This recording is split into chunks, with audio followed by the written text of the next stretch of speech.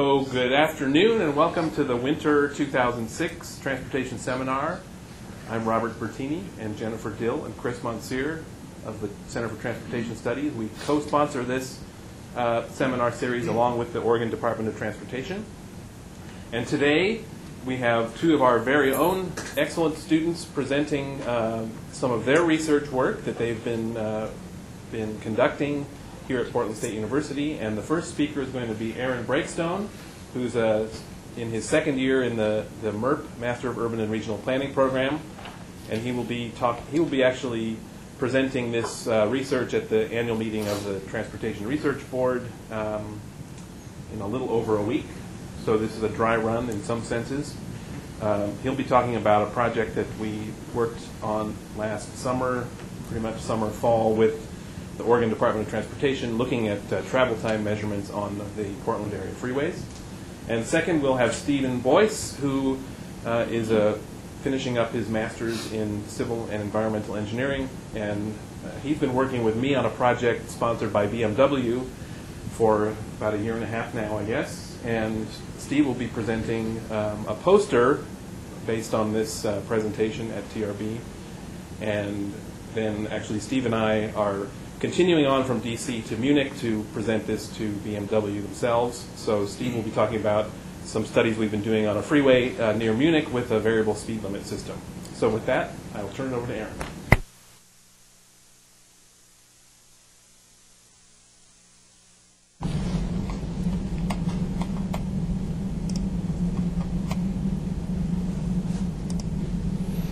Okay. Thank you, Dr. Bertini, for the introduction. Thanks to all of you for being here today, as well as those of you who are watching on the web. As Dr. Bertini mentioned, I'm going to be discussing a research project that we conducted here on campus at the Intelligent Transportation Systems Lab, primarily last spring and summer. The title of the project, Using Ground Truth Geospatial Data to Validate Advanced Traveler Information Systems Freeway Travel Time Messages.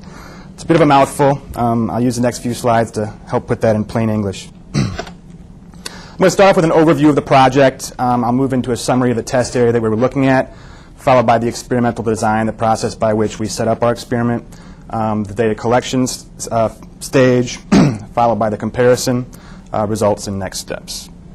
We'll start at the beginning with the project overview.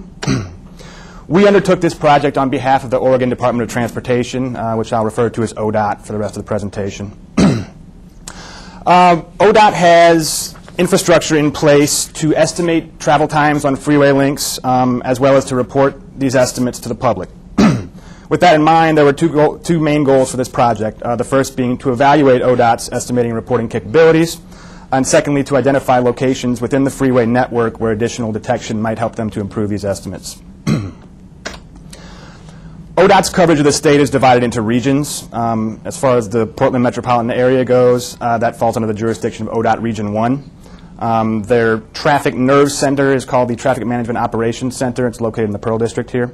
Getting back to the infrastructure that I mentioned, they have roughly 500 inductive loop detectors at their disposal, and basically these are wire loops embedded in the pavement at various locations throughout the freeway network. These generate different data that I'll discuss in a little bit more detail later on in the presentation. By way of these data that are generated by the loop detectors, they get all sorts of information, lots of things that are very pertinent to congestion, people's daily commutes, how people get around the region, et cetera. They are in the midst of an effort to try and improve the scope of their ability to disseminate this information to the public. One way that they do this, something that some of you might be familiar with, is the Trip Check website. A number of different options available to the user, an example of which is the map on the right-hand side, which is their speed map. Color codes different freeway links according to the instantaneous speed. This is updated, I believe, at 2 or 3 minute intervals. That's one example. Another example is through the use of dynamic message signs, which are also known as DMS. There are currently 19 of those throughout the Portland region. At this point in time, only 3 of them display travel time estimates. So this is the real meat of this project. ODOT would ideally like to display travel time estimates on more, if not all of these, but first they want to find out how they're doing with the system that's in place. As far as the three DMS that display travel times, you see the locations there with the arrows, so all along the I-5 corridor. Example of what these DMS do. can be seen in these images here. So what Portland does, what ODOT does in the Portland region is they display these travel times in terms of ranges. Different jurisdictions might do it differently. Some jurisdictions might do it in actual count. ODOT does it in terms of ranges, which gives them a little bit more leeway. A critical component of this project was something that's known as Portal. It's basically a data archive. This was instituted, I believe, roughly about 2 years ago. A lot of the work for that has been done, once again, here on campus in the Intelligent Transportation Systems Lab. Portal is a project that was funded by the National Science Foundation. It's a very robust archive of transportation data. So the meat of it is that there's a direct fiber optic connection between ODOT and PSU. PSU archives all of these data in an effort to be able to use them in the future. This was critical to this project. We couldn't have done it without it. The data that I'm referring to are 20-second data generated by loop detectors. So for every minute, there are 3 chunks of data. For 9:15, there are data for 9:15, 9:15 and 20 seconds, 9:15 and 40 seconds. And these are averages of data, particularly volume, speed, and occupancy that are generated by these loop detectors. Within Portal, there's a customized travel time area that we used, obviously, for this project. I don't know how well you can see that. This is a screen dump of the interface here. So it allows you to select all sorts of different things. You can select the date here. You can include any hours you're interested in looking at. You can either look at all highway segments or you can specify a highway segment. This is an example here of one of the links that we looked at in terms of the nomenclature. And I'll get into these different segment length definitions later. You can either generate a table right there. On the interface, you can also generate a CSV, which you can download and then work with as needed. By the way, if there are any questions, please feel free to stop me. Sure. Does occupancy basically be equivalent to density then? What occupancy refers to is, so these loop detectors, basically they register the presence of a big hunk of metal passing over the loop. So occupancy basically refers to how long that hunk of metal is over the loop. So that's what's used in terms with a standardized vehicle length to generate speed. So it's a little bit misleading, the terminology. Volume just basically tells you how many vehicles are passing over a detector in any given chunk of time. But occupancy refers to how long a vehicle is actually over the loop. What are the units of occupancy? That's a good question. Time, seconds. So speed is actually derived from occupancy. So to put these 3 together, it's a little bit. So occupancy is the initial data, and then the volume and speed are derived from that. Correct, correct. So it is somewhat misleading for me to have all 3 together, but those are the 3 main measures. Getting on to our test area, this is a graphic that hopefully many of you are familiar with, the Portland Freeway Network. We used a total of 15 different directional freeway links. So a directional freeway link, going up to the previous slide. This is an example, what I mentioned earlier, of one directional freeway link. You have a highway, then you have 2 different endpoints. You see them here. The project was pretty heavily concentrated on the I-5 corridor, which is where a lot of the congestion occurs within the Portland region, but we did have pretty good coverage throughout the network. I'll give you an example of one of these links, just to give you an idea of what we're looking at here. Each link is made up of a number of influence areas, and I'll get into that later. Influence areas are stretches of highway that are assigned to a particular detector. So the data for that detector are assigned to a particular influence area. So take, for example, link 3, which you see here. Northbound I-5 from roughly the 217 interchange to the 405 interchange. Link 3 is that entire white segment there, and each one of these internal segments represents an influence area. A little bit later in the presentation, I'll talk to you about how those influence areas are determined.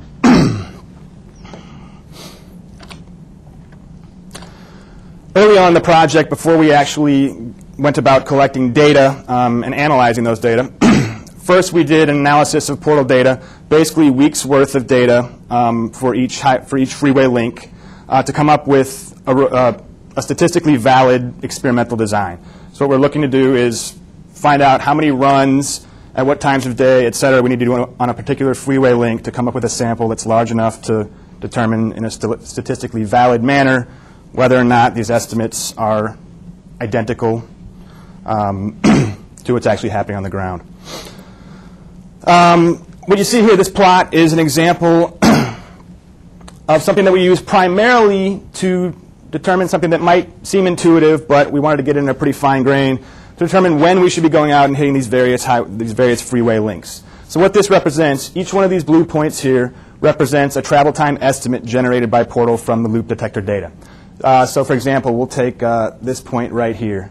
You have time of day on the x-axis. So this point right here at roughly, we'll say 5:30, 5:45 a.m., and we're on 217 southbound between the US 26 interchange and the I-5 interchange. Roughly 5:30, 5:45 a.m., according to this data point, it took about, we'll say, 31.5 minutes or so to traverse that link. Just an example. So what you see here is an entire week's worth of data. Obviously, there are some what appear to be erroneous points there. That's not uncommon for these times of day, very early morning and very late night when there's very little traffic volume. But you see general trends developing here. What you see here is the cumulative travel time.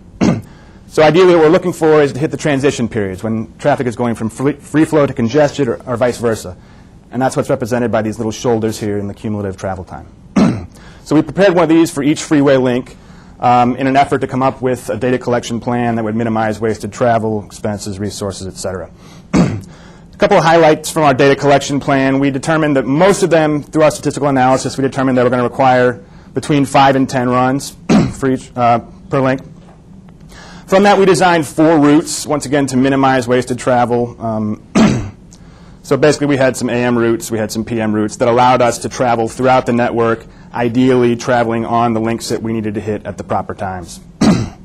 Once again, we were targeting these transitional periods. We also determined that we were going to go out with groups of vehicles in about 5 to 7 minute headways. What that would ideally allow us to do is to have coverage there for when that transition occurs, because it is a relatively difficult thing to target. Our drivers were given standard probe vehicle instructions. Basically what that means is that they were told to mirror what's happening with the traffic flow, so to drive as everybody else is driving, essentially.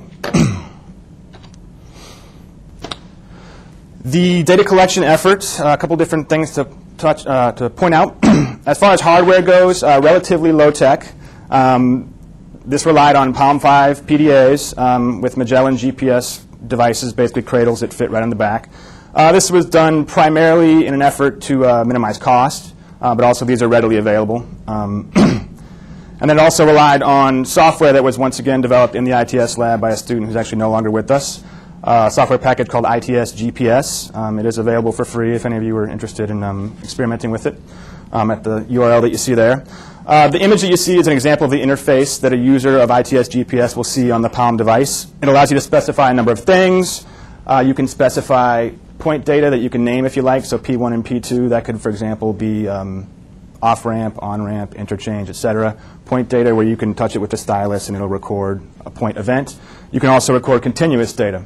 For example, 2 lanes, 4 lanes, average speeds, etc. For this project, we didn't use any of those. All we needed from this, for this project was GPS stamps. And it does this at 3-second intervals, so 3-second GPS stamps giving us location. And I'll show you the interface for that a little bit later in terms of what the software outputs. So the previous slide talked about what we had planned to do. These last 2 points talk about what we actually encountered. We had a combination of individual runs and group runs, just in terms of scheduling. We also had a number of people who, by way of their commute, were able to gather data for us, either coming to campus in the morning or leaving in the afternoon. So we had a combination of individual runs and the group runs that I mentioned previously. We also encountered a variety of traffic conditions. As I mentioned, those transition periods proved to be somewhat of a moving target that was a little bit harder for us to hit than we had anticipated. So we did capture some of those. We also did capture some congestion as well as some free flow. Just some interesting facts and figures from our data collection effort, which was pretty intensive. Probably the one of the most intensive stages of the project. What you see here on the bottom left is an example, as I mentioned earlier, an example of the output of the software. So this is sort of the raw data that the software outputs. What you see on the right is a GIS representation of an individual, of a probe vehicle. So each one of these yellow points that you see here is one of these 3-second GPS data stamps. I believe this was on I-5. I forget what interchange this is. I believe it's I-5 northbound right before the interstate bridge. But a good illustration of what our further analysis consisted of. So corresponding with this graphic here, each row here represents a stamp. So one of these points could be represented by this row. You've got the date, you've got the time, elapsed seconds, latitude and longitude, which were used to plot these. Then you've got the distance that the probe vehicle traveled from the previous stamp, as well as the average speed from the previous stamp.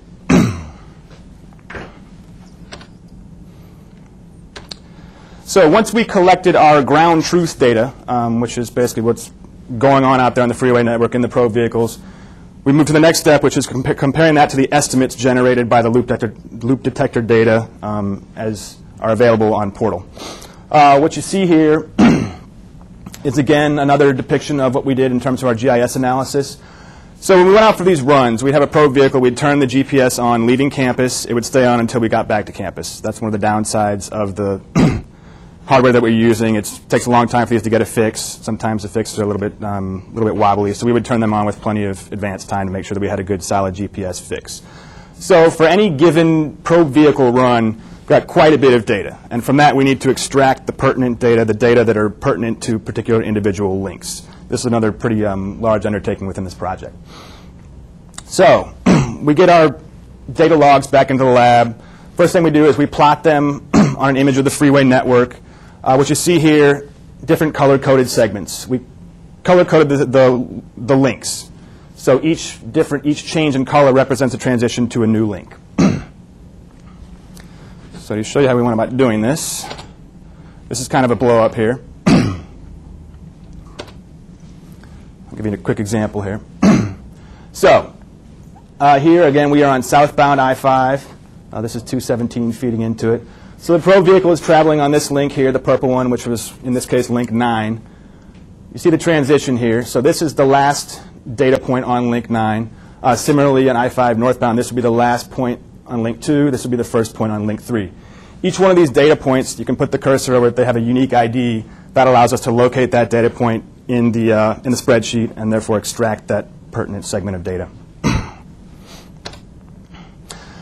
I'm going to touch briefly on what I mentioned earlier, the influence areas. The influence areas are determined by what's called the midpoint method. And this graphic here sort of illustrates what's being done. Basically, the bounds of the different influence areas are the midpoints between a detector and the next detector. So detector A, detector B, the midpoint between those represents the right-hand bound of the influence area for detector A and the left-hand bound for the influence area for detector B. The bulk of what we did relied on that. There's also what we refer to as the ODOT modified midpoint method. For a number of the links, particularly on the I-5 corridor, ODOT went in and physically tweaked some of these influence area bounds to better correspond with what's actually happening on the freeway network. So for example, sometimes there's a little bit of overlap. While a certain link might be named I-5 northbound from the 217 interchange to the 405 interchange, the last influence area might overlap and go a little bit beyond the interchange. So for some of these, they physically tweaked them to have them correspond better to what's actually happening and to the travel times that they're actually reporting. From there, we went to the process of identifying the portal data, loop detector data that we were going to compare to those data from our probe vehicle runs. So the first thing that we did was to identify the corresponding intervals to a particular probe vehicle run. So, for example, once again, we're dealing with data at 20-second resolution. So, for example, if a probe vehicle entered a given link at 9:15 and 34 seconds, that would correspond to the loop detector data generated by Portal at 9:15 and 20 seconds. We don't want to be rounding up because then we're basically going into the future, which wouldn't really make very much sense. So that's one comparison that we did. We also did a little bit of aggregation to see if that would help smooth any aberrations. As I showed you in that plot earlier, sometimes, for whatever reason, these loop detectors malfunction. You get readings that look a little bit funny. You're not quite sure if they're right or something happened or if there might have been some unusual circumstances on the freeway. So we also looked at aggregations. So the first aggregation we would do is take the nearest 20-second interval, then also factor in the 3 20-second intervals prior to it. And then we also did that with 3 minutes before, so you're looking at the nearest 20-second interval and the 9 intervals prior to that. I'll show you the effect that that had in some of the following slides. Getting on to the results. This table here, don't worry about the numbers. It's mainly for graphical purposes. What this table represents is the primary result of our statistical analysis. We ran paired t-tests, which essentially tell you whether or not the means for 2 paired samples are statistically identical. And we were operating at the 95% confidence level. The cells shaded gray are instances where they failed that test. So basically, the cells shaded gray indicate links and aggregation methods where the two samples were not considered identical, so basically the estimation failed. Something to point out. First note, on those two links there, the majority of our probe vehicles encountered some incidents. So that's obviously going to throw off the results that we came up with. These two links are also areas of pretty significant recurring congestion. So if you sort of remove those from the equation, the picture that gets painted is that as of right now, ODOT's actually doing a fairly good job of estimating these travel times. I'm going to give you some examples of some of the plots that we created in our analysis. As I mentioned, as of right now, they're doing a pretty good job. These estimates are generally reasonably accurate. So what you see here, this red dotted line represents an actual probe vehicle trajectory. These arrows represent the direction of travel. Over here you have mileposts, which are basically points along the along the freeway. So this gives you an idea of distance here. We're looking at roughly about 5 miles. And you have time on the x-axis here. This blue, heavy blue dotted line represents the nearest 20-second interval, basically the corresponding travel time estimate.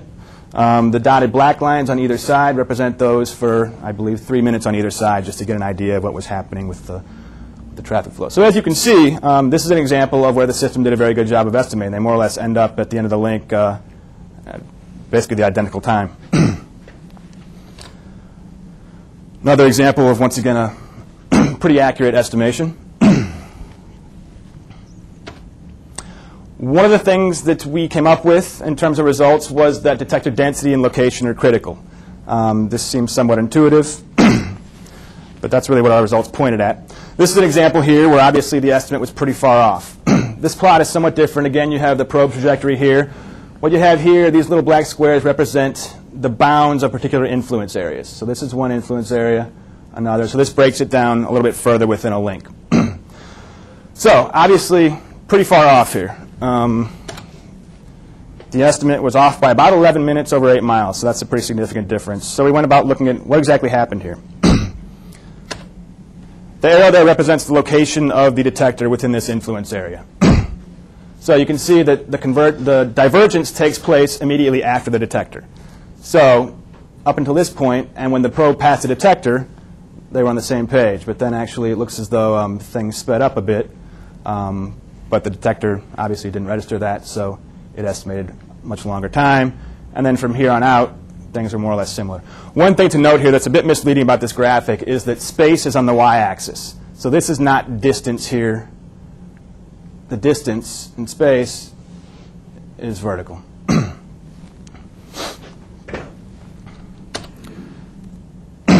Now this is an example of a little bit better density, potentially a little bit better location, where the system was able to do a better job of estimating the travel time. And again, you see that it's more or less identical.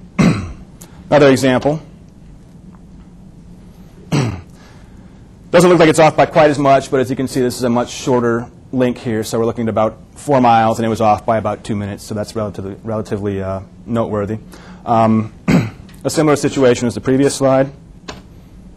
Detector is located approximately there. So you can imagine had the detector been either located somewhere up in this range, or if there had been another detector in here, the system would have done a better job of picking up that transition and estimating a little bit more accurately. No surprise here. I mentioned incidents earlier. We found that those were very difficult to capture. A lot of similar research to this comes to the same conclusion. There are different theories as to how you can do a better job of capturing these, but obviously incidents can occur at any point in space, at any point in time, so it's very difficult. So an example here, you can see a probe vehicle was moving right along, then an incident occurred somewhere in here, then you've got quite a bit of congestion, then it cleared up and is moving along again. I don't have the exact location, but the detector was somewhere up in this range, so it's projecting travel on the entire link from conditions up here prior to the congestion related to the incident.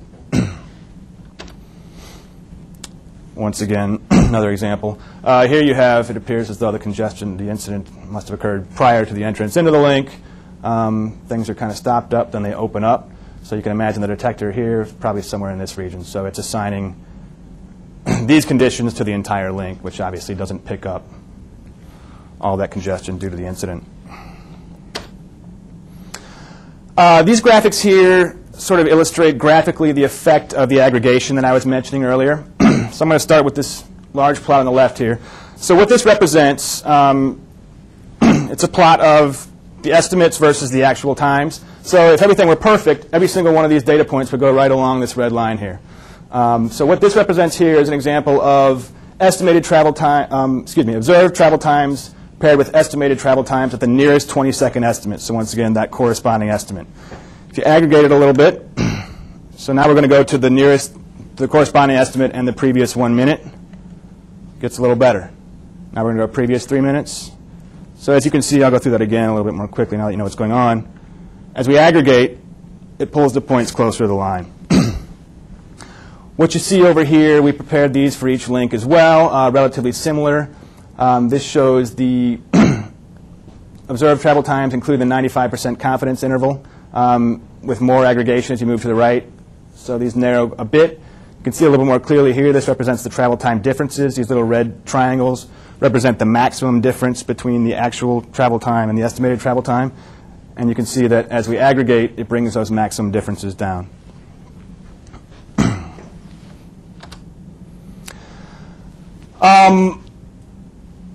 A lot of this project involves setting up this methodology and assembling all these data. In terms of results, when I talk to a lot of people about this, they want to know what the big answer is. We don't have any big answers. This is a first stab, an important first step.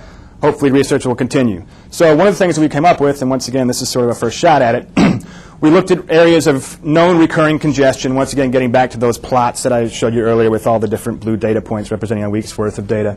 Areas of known recurring congestion, and also areas where detector spacing generally was greater than 1 detector per mile, just in terms of taking a first look at where potential locations for increased detection could be.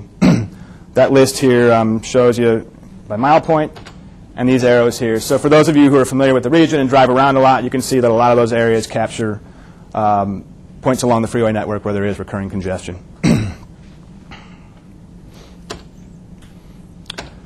Finally, the next step stage. No surprise here. We would like to gather more data. For starters, as I showed you in the table of our statistical analysis, 2 of the links we encountered incidents with most of our probe vehicles, so it would be nice to have the time and the resources to go back and gather more data there. We'd also like to make this ideally an annual practice so that we can broaden our data set and also have it be recent and up to date. Another thing that would be worth exploring would be to look at different algorithms, a little bit more complex algorithms. The algorithm used by ODOT basically is what they do with, you could sort of, to simplify things, sort of see it as a black box. You've got this raw detector data. The algorithm translates that into travel time estimates. What they're using right now basically relies on data from individual detectors. Something else that you could look at doing would be to incorporate historical data. So once again, in an effort to smooth these aberrations, these data points that don't look quite right, you can look at historical data to help with that. Another thing that's being researched and being done in some places is to include data from other detectors, either upstream and or downstream detectors, to get a better idea of, versus one detector, which more or less represents a snapshot in time. If you use multiple detectors, you can get a better idea of what's happening with traffic flow upstream and or downstream. There's currently some research being done on that as we speak in the ITS lab. A professor at Ohio State named Ben Koifman, he's done a lot of research with that, and some of my colleagues in the ITS lab have implemented that, and they're doing some research looking at the effectiveness of that versus different methods. Finally, acknowledgements. Once again, we worked with ODOT. These individuals here, as well as a number of others, were very helpful to us in terms of providing us with a lot of information and support. Castle Rock Consultants was a partner in this, Dean Dieter in particular. And finally, I really want to thank all the student drivers, a lot of whom are here now. This obviously wouldn't have been possible without them, and a lot of people agreed to come out early in the morning and late in the afternoon and basically sit in a lot of congestion and drive around in circles, so that was much appreciated. That's the final slide. I'm happy to take any questions. What's the method for the current method that ODOT uses to decide where to place the wire loops? How do they decide where to put those? Is it just a mile every 3 miles, or? Those were put, I don't know the exact date. Those have been in place for quite some time. If I understand correctly, most of them are downstream of on-ramp, upstream of ramps. So most of them correspond to ramps, and most of them are placed immediately upstream of ramps. But that's another thing. Obviously, that entails it's relatively resource intensive because they need to get in there and dig up pavement and put them in place. So that's something that they can look at doing. But as I understand correctly, it's not updated on an incredibly regular basis. Is that accurate? I could just say that they are installed to enable the ramp metering system, but there are thoughts now about adding sensors. There are other kinds of sensors in addition to loops. Loops are pretty good, pretty historically reliable. So one of the outcomes here, I think, was to help show where some new detection would be needed.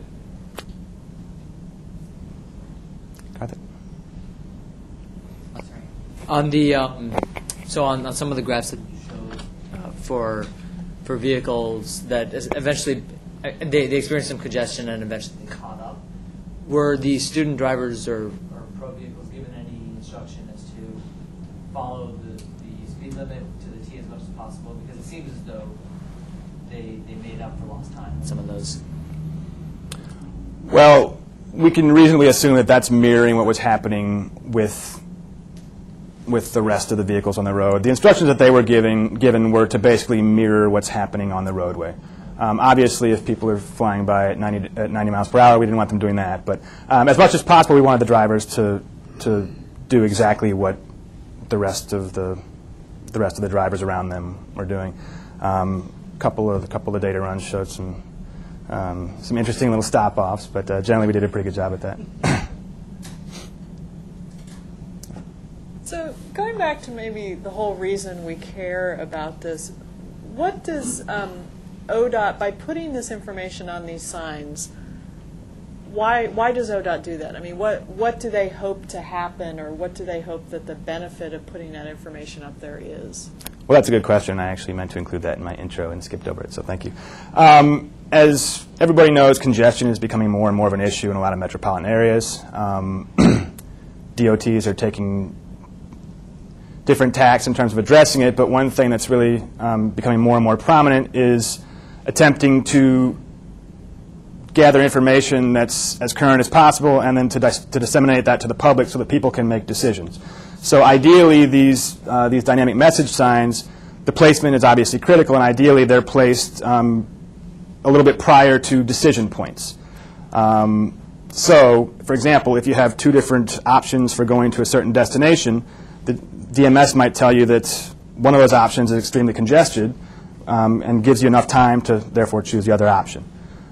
So the main goal behind this is to increase ODOT's ability to disseminate accurate information to the public so that they can make informed decisions and ideally make congestion less of part of people's daily commute.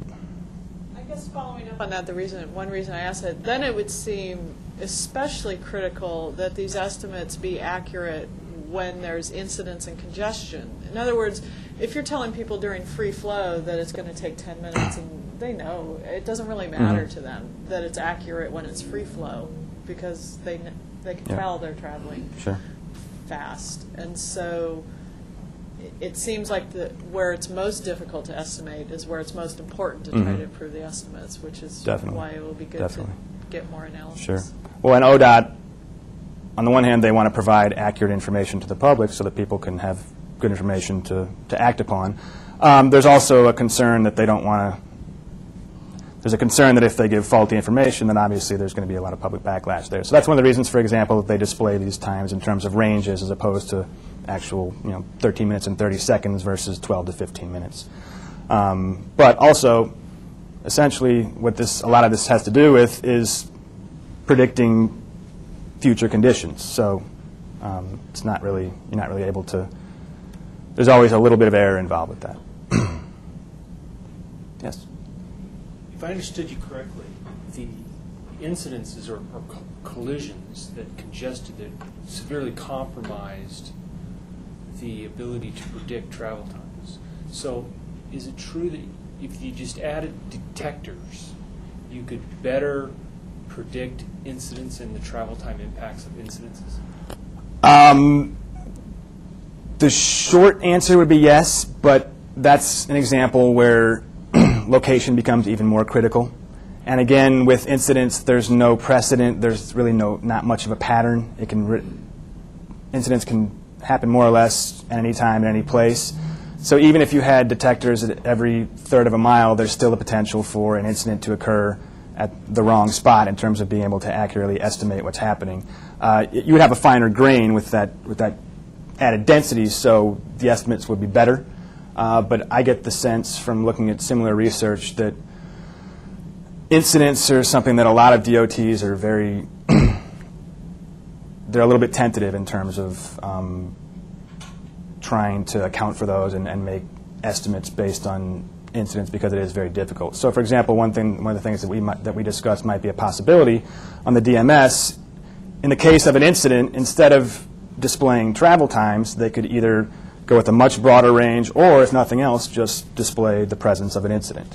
But obviously, they happen anytime, any place, and in terms of how long it takes to clear the incident, how severe the incident is, et cetera, there are all sorts of different factors that come into play, so it makes it very difficult. To answer your question, density of detectors would definitely help, but I think there's probably diminishing returns after a certain point. So to follow up on that, the system works best for just travel demand. I mean, predicting travel demand. As far as the more demand out there, then the more travel time, the longer travel time. And That's true. We did find that generally, and even within these transition periods, it did a pretty good job of capturing the transitions, given that it's not an incredibly complex algorithm, an incredibly complex system that they're using.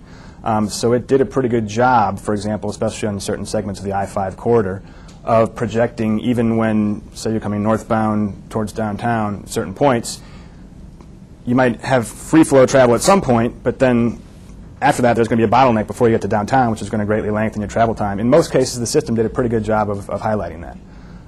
So that is a measure of demand, yeah, but it did a reasonably good job of capturing these transitions.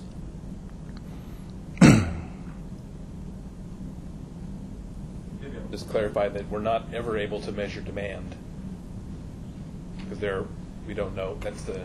We can only ever estimate it. We can never measure it.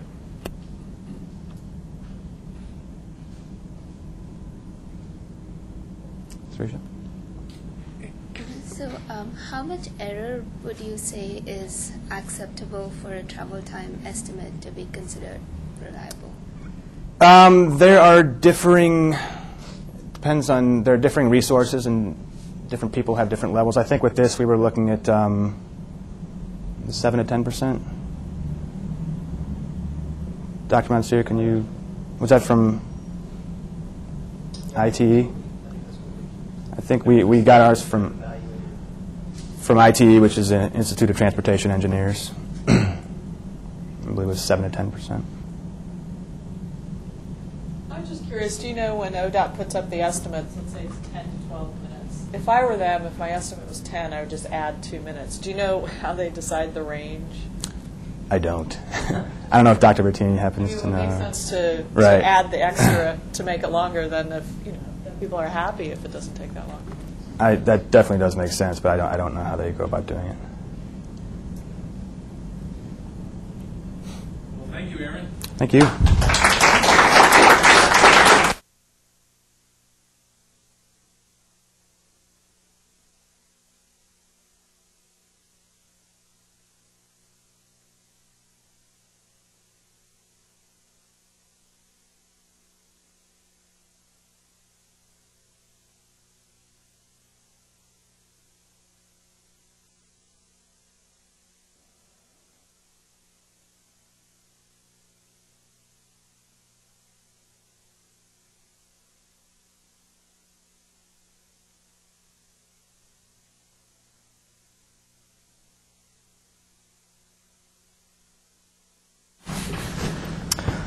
All right, well, good afternoon. My name is Steve Boice, and I'm also a research assistant in the ITS lab, along with Aaron here. And currently working on a project that's funded by the BMW Group. It's looking at traffic dynamics on a German Autobahn, equipped with a variable speed limit and traveler information system. And basically, this system uses a series of overhead message signs, or gantries, that uses inductive loops to record actual traffic conditions along with weather stations, as well as CCTV cameras, to measure actual conditions and then display a speed according to what actual conditions are. So it's based on threshold values such as volume of density as well as speeds. So once the actual conditions reach these thresholds, they'll reduce the speed in order to try and control dense traffic in order to prevent breakdown, congestion, harmonize speed between all vehicles across all lanes, as well as harmonize flow across all lanes.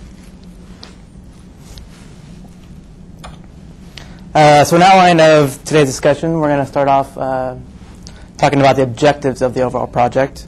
Then we'll go through the methodology of this project, which is really important for this investigation.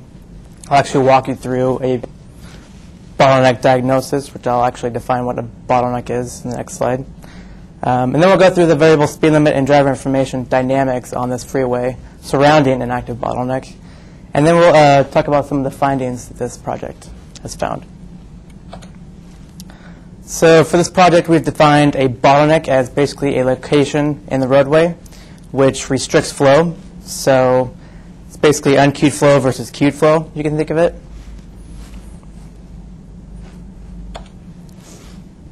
The objectives were to conduct an empirical analysis of traffic features and discover reproducing bottleneck activations using archived inductive loop detector data for several days on German Autobahn 9, which I'll call the A9.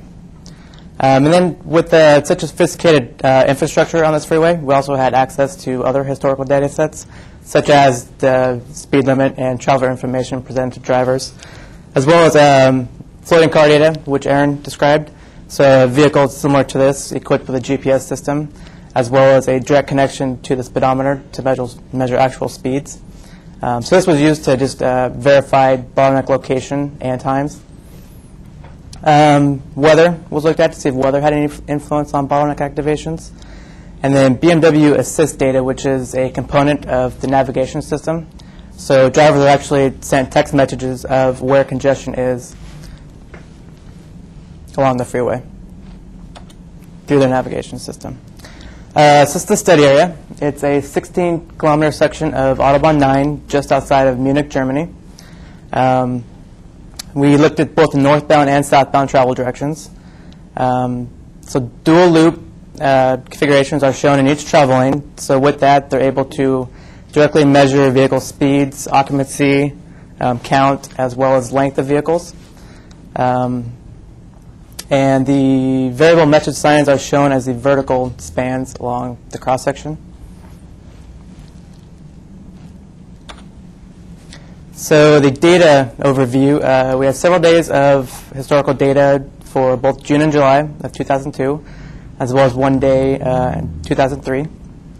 Consisted of inductive loop detector data.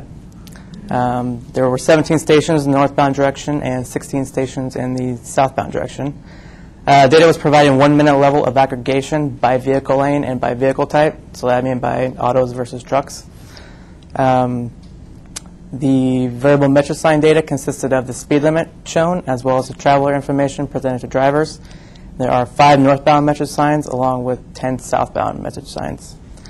Floating car data, we had trajectories of vehicles in both time and space for all days. Weather data consisted of, what the weather conditions were, rain, visibility, and then BMW Assist data, which is their navigation system, messages deployed to drivers during those days. So the methodology, which is a key ingredient to this whole project, developed at California, Berkeley. Basically takes transformed cumulative curves and magnifies or heightens their resolution. And this method, which I'll walk you through, kind of we use it to actually identify bottleneck locations and times. So first off, we start off with counting a cumulative curve of vehicles. So basically, if one were standing at one location and they were to stand there and count cumulative cars over a certain time period, you'd get a graph something like this. So this just shows that between this 2-hour period, between 2 o'clock and 4 o'clock, there were over 10,000 vehicles counted at this single location. And with this, it looks, so basically the count is on the y-axis, time on the x-axis. So if the slope of this line is actually the flow, which is in units of vehicles per unit of time. So really you can't sense any changes in flow in this. It just looks like constant flow throughout the whole 2-hour period. But if you actually get into the details and heighten the resolution, you can depict actual changes in flow. So to do that, we will take what I'll call a background flow, which I'll call Q0. Basically, you can think of it as connecting two ends of this curve that we've constructed. And from then, we will take the difference between those two curves and plot that. And as you'll see, we're plotting the same data, but now we can see actual changes in flow. Other methodology tools used were the time-space diagram, as Aaron briefly talked about. So time on the x-axis and distance on the y-axis. So with the floating car data, we can plot the trajectory of this vehicle in both time and space. So the slope of this line is actually the speed of the vehicle. And if we were to plot successive trajectories, the horizontal distance between them is the headway, or time between successive vehicles at a location. And the vertical distance is the spacing between vehicles, or the distance between them. Speed contour plot facilitates the use of speed measured by the inductive loop detectors at each station. And it's plotted in both time and space. So the detector stations are plotted on the y-axis, and this time, on the x-axis. So this shows average vehicle speeds measured over all lanes. And darker shades are used to represent slower vehicle speeds, and lighter shades to represent faster vehicle speeds. So this is kind of you use this to get a general idea of where where to start looking for activations, because you can kind of look at the dark regions and think of that as kind of the queuing of vehicles. Queuing diagram was also used to identify bottleneck locations. With this, we can take two detector stations. We can plot the cumulative count at each station. The distance between them would be the vehicle trip time. So you'd see the vehicle at X1, record the time, see the vehicle X2, record the time, and just plot similar curves for those. So the horizontal distance is the trip time. Then if we were to shift that curve by the trip time, which is typically the free flow speed of the vehicle, we can depict access accumulations and as well as delay between detector stations. So this right here shows that there is more vehicles being counted at detector X1 than there is X2, which means that there's actually a restriction in flow between those detectors. So we can kind of use that to determine that there's been an bottleneck activation between those two stations. We can't get the exact location. So this is actually a bottleneck diagnosis. Using those methodology, we determined that there is a bottleneck activation here located between detectors 390 and 380, as shown here. It was activated at 321. As we can see, there's unqueued traffic downstream and queued traffic upstream. The dark shades represent slow vehicle speeds, and again, the yellow shades represent higher vehicle speeds. You can see downstream of that location, vehicle speeds are fairly high. To note there's unrestricted flow downstream of that location. To confirm this, we plotted the floating car trajectory in time and space. And as you can see, after leaving detector station 380, again, the slope of this curve is speed. It's constant speed after detector 380. So that's confirmation that the activation's upstream of detector 380. Using the queuing diagram, we constructed cumulative count curves for several detector stations. In this case, we are plotting detectors 380, 390, and 420. Each curve has been shifted by the free flow speed. Vehicle conservation is also used here. We had access to ramp data, so we're ensuring that we're counting the same vehicles at each detector station. So here we see the curves are superimposed until about 1521, which means that we're measuring the same vehicle at each detector station, as it's free to travel between all detector stations. But at 321, these curves begin to diverge at 390 and 380, which tell us that there's more accumulation of vehicles at 390 than 380. So there's a restriction of flow at that time. And we also see a flow reduction at 380. Looking into potential triggers of this activation, heavy emphasis is on trucks. So this shows the cumulative count and velocity curves of trucks only at detector 420, both the main line and the ramp. So as we can see, there's the vertical line of 1521 represents bottleneck activation. And we can see just prior to that, there's a large surge in truck flow in both the main line and the ramp. And several minutes prior to that, we see a large surge in trucks in the median lane, the left lane, which the rules of the road in Germany require trucks to travel in the right lane. They're also required to travel at a mandatory speed of 80 kilometers per hour, which is much slower than the rest of the vehicles. But looking at the velocity curve, we see that they're actually not doing that. So we see a large surge in truck flow on both the ramp and the main line, so that kind of creates a wall of slower moving traffic, so vehicles aren't able to travel as fast as maybe they like.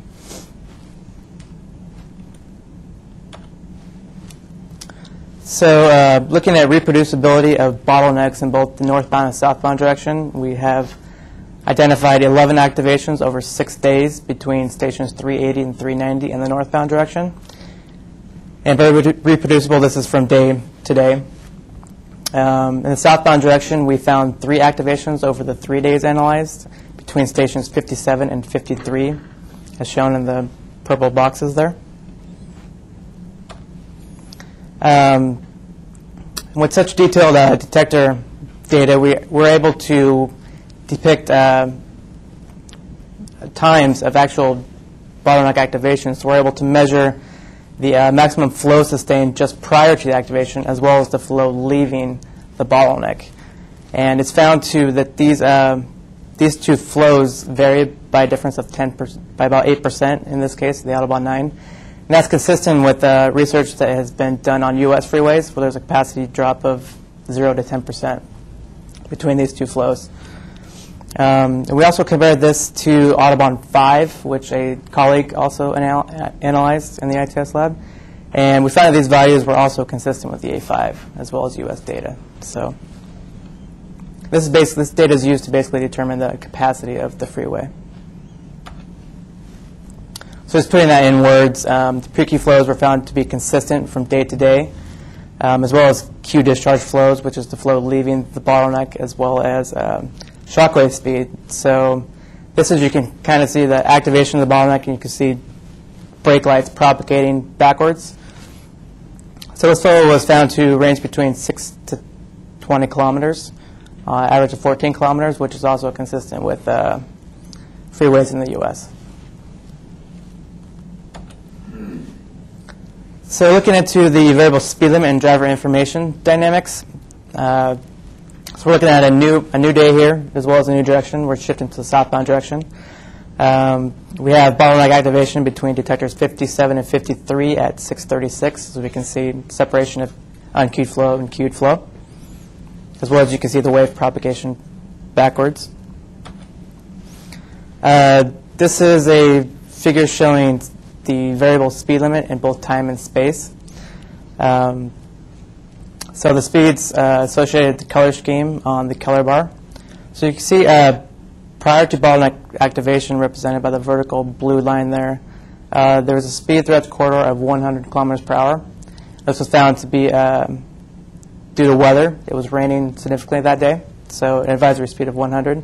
And the speed, again, is enforced by camera. So there's practically a 99 to 100% compliance with these speeds shown.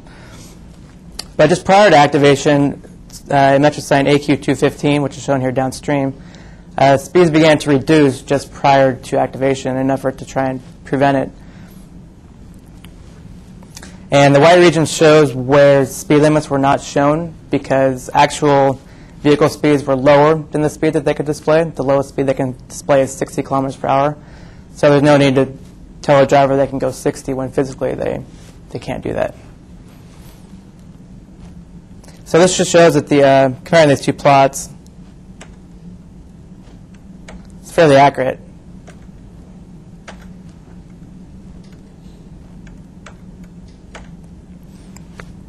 So then I went ahead and plotted the traffic states according to each display of the VSL. So this is the fundamental diagram. We'll look at flow versus density, for example. So the slope of this is actually the vehicle's speed. So when the system was displaying speeds of 120, 100, and 80, see here, so we'll think of this as free flow or the uncongested regime, and this as the congested regime. So as we see when it's displaying speeds of 120, 180, we're on the uncongested side. 80 is in the transition period. And we're showing 60 kilometers per hour in congestion. We're on the congestion regime. So it's doing a pretty accurate job of detecting what traffic states is really out in the field. This is the same for a different detector station.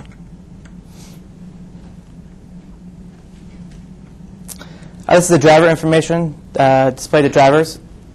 They use symbology on their message sign instead of textual information. So as we see it here prior to activation, before 6 o'clock, we had slippery road, which was displayed to all drivers, indicating that the road was slippery due to wet conditions.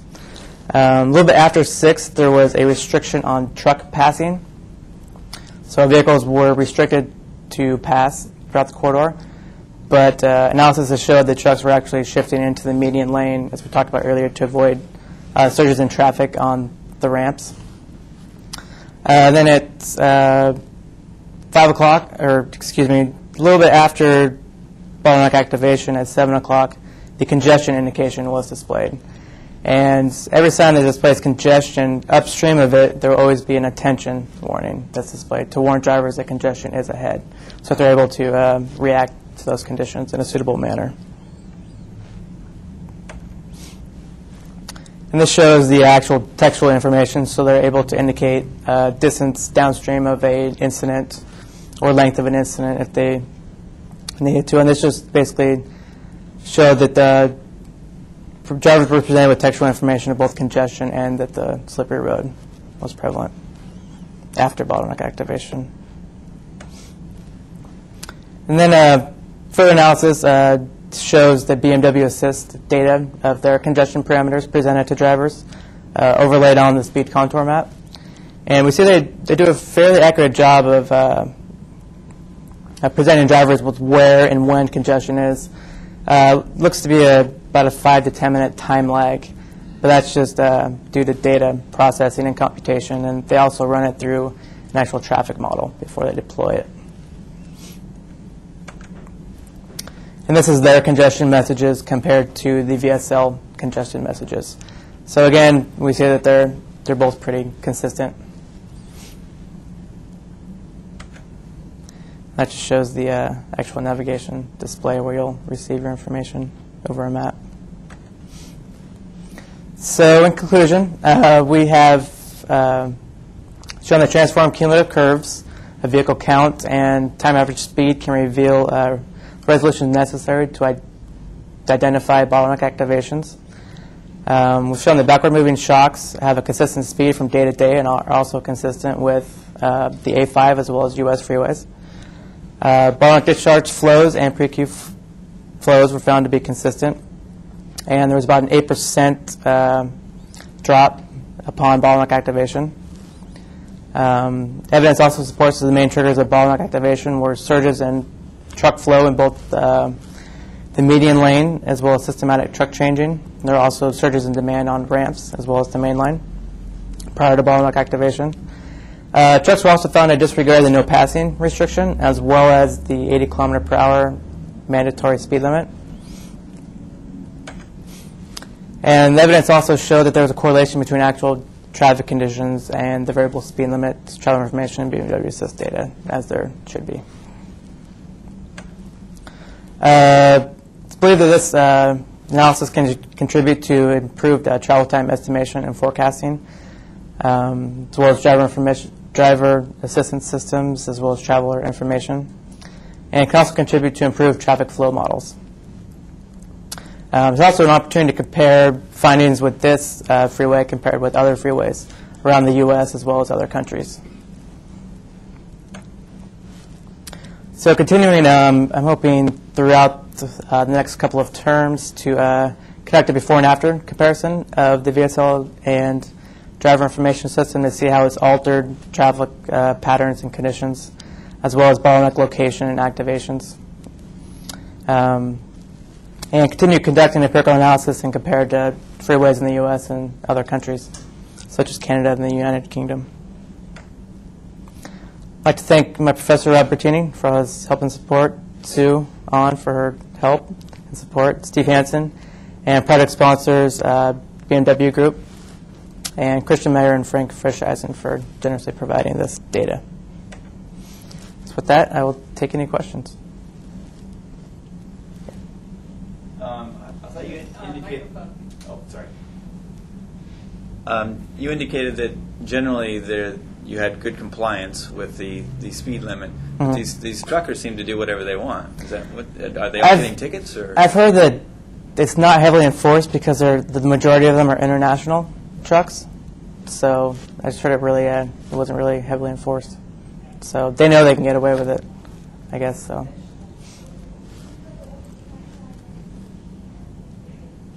Anybody else? Yes. Does BMW foresee using some of this display information to give drivers better alternatives for their routes, like yes, somehow interacting with them and showing them a different way to go to avoid the bottlenecks? Yes. Such as rerouting. I mean, they can use this information to reroute vehicles. They're predicting congestion ahead. Just like, they provide them information before a decision route, so they're able to see the, congestions ahead, and then they can reroute on an alternative path to avoid that. And they're using the same data. They're using the inductive loop detector data to generate their messages deployed to drivers. So it's real time. You have a question? Yeah, just a clarifying question. So the data is used to determine the conditions that would create a bottleneck, and then also sort of the locations. Are you looking for sort of common locations where bottlenecks tend to exactly occur? Yeah, locations. Yeah, reproducible locations where reproducible bottlenecks occur from day to day. So this is we've observed in one single between two detector stations, we observed 6 or 11 activations over 6 days. So we're looking to see if the features of that bottleneck were reproducible over those same days as well, which we found out they were. So. And just one more clarifying. The communication failure on one of the graphs, it said what is that? That's when they were extracting the data, there was a communication failure between the field and the operations center. So they weren't able to extract data from the field for that.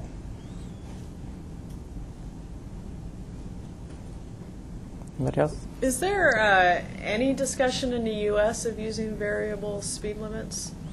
There has been, but I think liability issues are a big thing with this in the U.S. Because you need to have you need to have vehicle compliance in order to do that. And I don't think we can use the video detection such as they are to enforce that, as well as indicating drivers, if we're telling them to go 80 kilometers or 80 miles an hour, and they can really only go 50. If we're, giving them wrong information, that can be, not good. And just we also happen to have the state traffic engineer in the room, so maybe he'd like to there we go. Steve, I was going to say there have been a number of experiments done on variable speed limits around the country, even in the west side of the country. I believe it was Albuquerque, but there was there was a location in New Mexico that they were using variable speeds, and they would adjust the speeds according to weather, not necessarily according to the downstream cues or flows. Likewise, on I-90 across the Snoqualmie Pass, some It's years weather, ago. too. Yep. We were adjusting speeds up there and having some variable speed limits. We Mm-hmm. currently have some variable speed limit trailers, but they're not Right. dynamic like the Autobahns, Right. where we will adjust the speeds according to conditions out on the roadway. Mm-hmm. But it is different. And there have been several in the U.S., but I mean, since modifications, they've taken those down and just haven't put them up. So like, widening of freeways. So there have been a couple of these in the U.S., but they're no longer deployed. And I just want to make sure I understand. I mean, it's perfectly clear why you would change the speed for weather, for safety reasons. But, and I think I understand, but confirm this. So what's happening is when they think there's a bottleneck up They're trying to ahead, predict it. They think there's going to be, Mhm. then they would slow down, Reduce speed, right. the traffic speed to slow it down to try to prevent the bottleneck from occurring. Right. Okay. Or postpone it. It also has safety benefits. You eliminate speed differentials between all vehicles, and you homogenize flow across all lanes.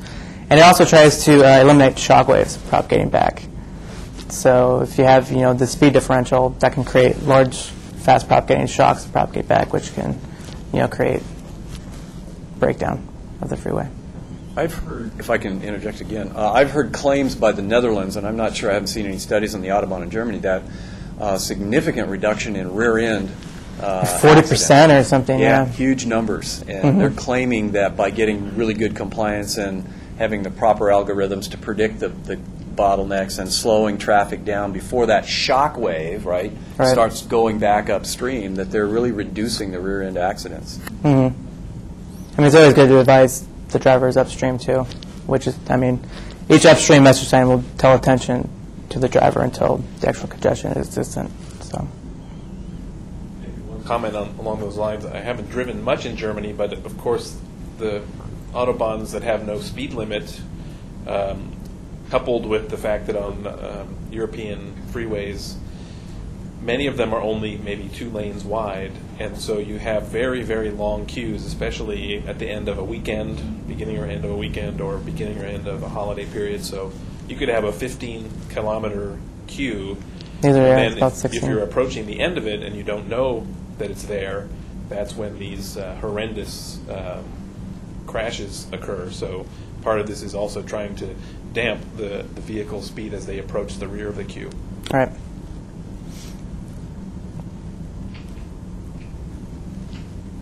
Yes. The term bottleneck, is it more related to incidences or physical configurations? Many people think of it as a lane drop, for instance, but here we're defining it as a location in the roadway, which separates queued flow from unqueued flow. So there's a certain restriction, I'm sure you've experienced it before driving, where you slow down and then you're able to accelerate and leave at free flow speed. So that finite location there is what we're defining as bottleneck.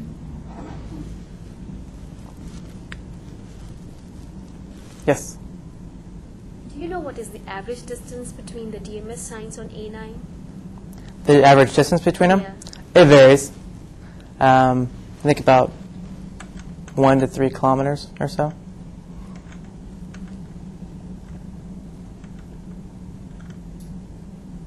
Any others? Are the loop detectors a lot closer together there than they are, for example, in the ODOT, like the Portland system? Or They vary between 300 meters to over a kilometer. Yeah.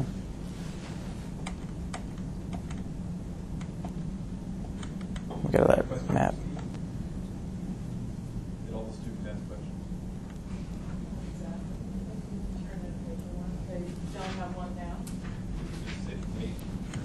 That's a lot of pressure on the class. So let's thank Steve, and next week we have Scott Bricker from the Bicycle Transportation Alliance. Yes.